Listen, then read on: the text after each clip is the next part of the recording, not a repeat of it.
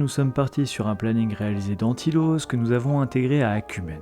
Après une analyse qualitative du planning, il est temps pour nous de nous intéresser aux risques. Dans un premier temps, nous allons nous intéresser au niveau d'incertitude que nous souhaitons allouer à nos activités.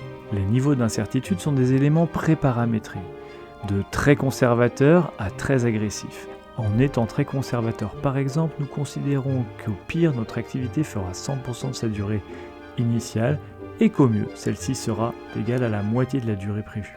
Vous pouvez évidemment modifier ces échelles et ajouter des niveaux d'incertitude. À l'aide d'un curseur, nous allons donc définir ces niveaux d'incertitude sur des niveaux WBS.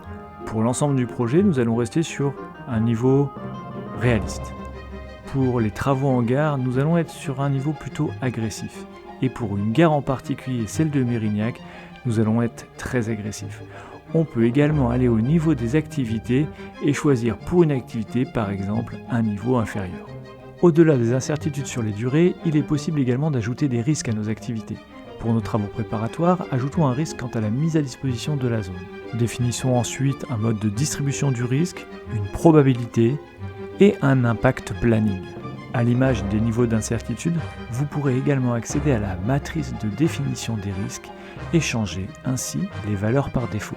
Il est temps maintenant de lancer l'analyse de risque, définir le nombre d'itérations et si l'on souhaite considérer uniquement les incertitudes ou également les risques.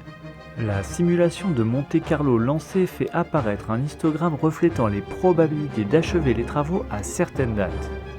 Ainsi, dans cette illustration, pour la période de préparation, nous avons aucune chance de terminer avant le 18 février, 52% de chance de terminer avant le 24 février et 100% de chance de terminer avant le 2 mars. Ce modèle probabiliste peut s'appliquer également aux durées, aux dates de début, aux marges et aux coûts.